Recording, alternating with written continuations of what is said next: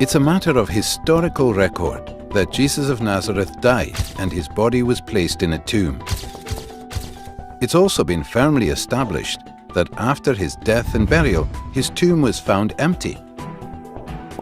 Various individuals and groups saw appearances of Jesus alive, and his disciples somehow became absolutely convinced that Jesus had risen from the dead.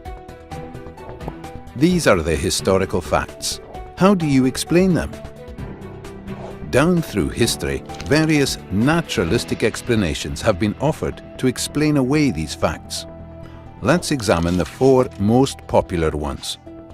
First, the conspiracy theory. According to this view, the disciples faked the resurrection. They stole Jesus' body from the tomb and then lied about seeing Jesus alive, thereby perpetrating the greatest hoax of all time. However, this theory faces overwhelming objections. It's hopelessly anachronistic. It looks at the disciples' situation through the rear-view mirror of Christian history, instead of from the standpoint of a first-century Jew.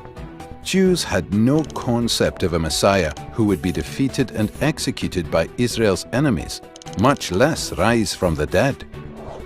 In Jewish thinking, the resurrection of the dead was a general event that takes place only after the end of the world and has no connection at all with the Messiah.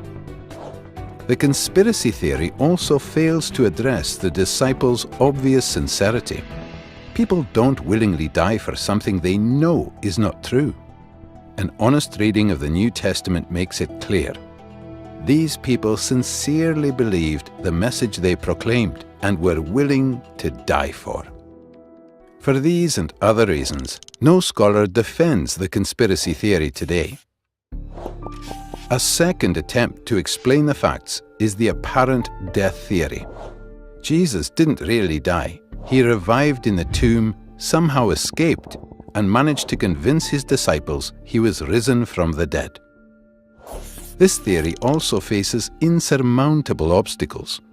First, it's medically impossible.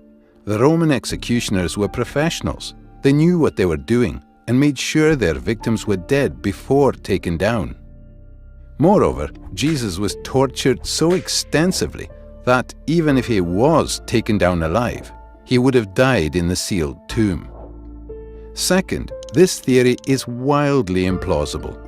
Seeing a half-dead man who crawled out of the tomb, desperately in need of bandaging and medical attention, would hardly have convinced the disciples that he was gloriously risen from the dead.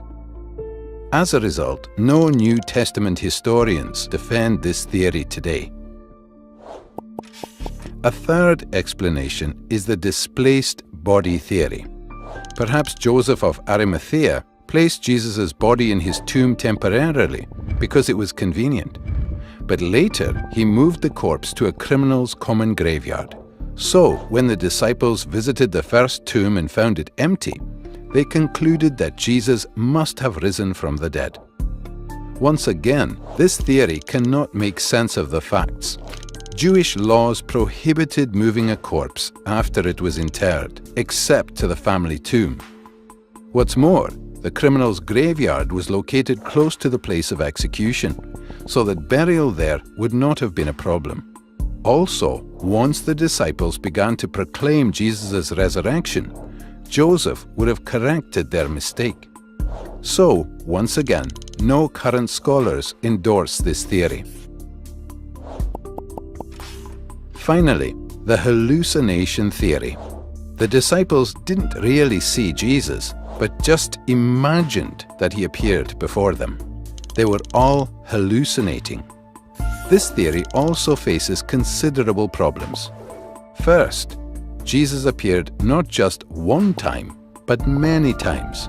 Not just in one place, but in different places. Not just to one person, but to different persons. Not just to individuals, but to groups of people.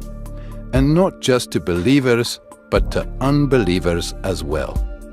There is nothing in the psychological casebooks on hallucinations comparable to these resurrection appearances. Second, hallucinations of Jesus would have led the disciples to believe at most that Jesus had been transported to heaven, not risen from the dead, in contradiction to their Jewish beliefs. Moreover, in the ancient world, visions of the deceased were not evidence that the person was alive, but evidence that he was dead and had moved on to the afterworld. Finally, this theory doesn't even attempt to explain the empty tomb. Thus, the four most popular naturalistic theories fail to explain the historical facts. Where does that leave us? Another possibility is the explanation given by the original eyewitnesses that God raised Jesus from the dead. Unlike the other theories, this makes perfect sense of the empty tomb, the appearances of Jesus alive, and the disciples' willingness to die for their belief. But is this explanation plausible? After all, it requires a miracle, a supernatural act of God. Think about it. If it's even possible that God exists, then miracles are possible, and this explanation cannot be ruled out. And surely it's possible that God exists. So how do you explain the resurrection?